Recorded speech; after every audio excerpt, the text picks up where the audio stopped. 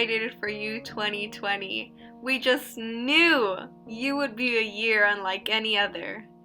And boy, were we right about that. We predicted it would be one for the books, and we were also very right about that. If I had to describe 2020 in one word, I would use change. So much change occurred this year.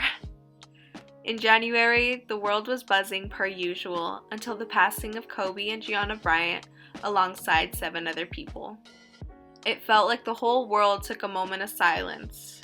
And then, as things started to feel normal once more, on March 13th, my principal announced that we were going to be doing online school for 2 weeks and then returning after spring break. A total of 3 weeks away from school.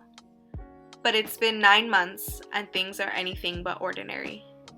COVID-19 took the world by storm, wrapped us around its pinky, and has controlled our every action. Oh, how you have taken so much. Not just from me, but everyone else too.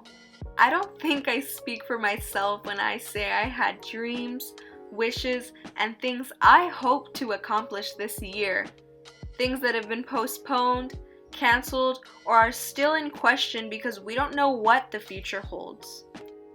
I was once so sure of what this year looked like, I basically had it mapped out in my head.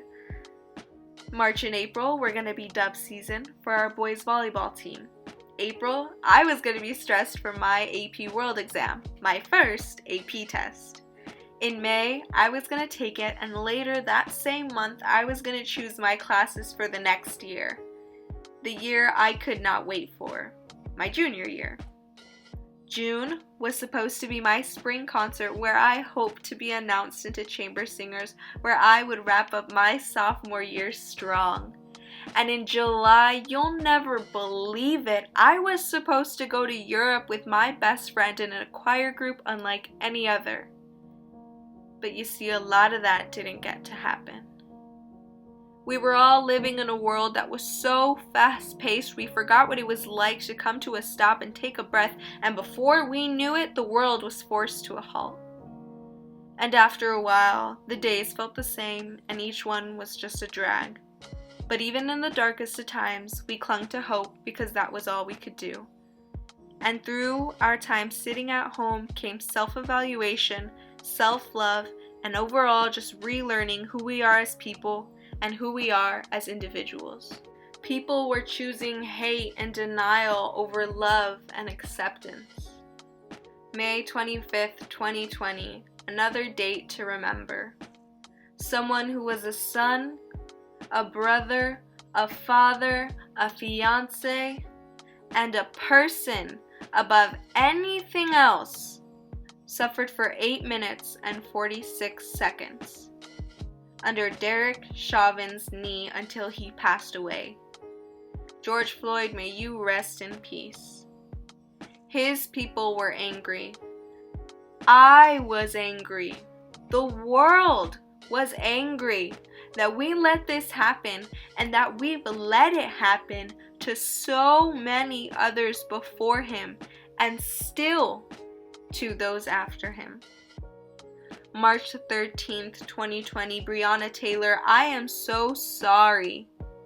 I'm sorry it took so long for your name to be said, and I'm sorry you didn't get the justice you deserved. And to every person with a story like theirs, may your name be said. The Black Lives Matter movement isn't a trend, it's a change. And it's a way to amplify the voices that have been silenced for too long. The Black Lives Matter movement isn't over, and it won't be over until people treat Black lives like they matter.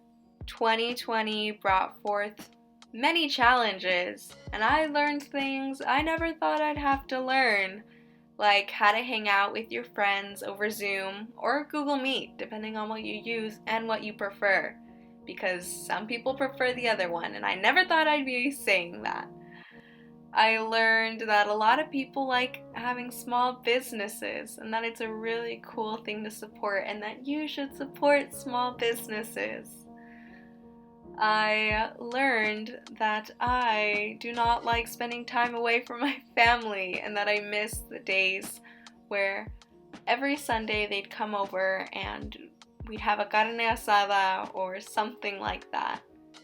Human connection is so special and personal, and I'm so sad I didn't get more of that this year.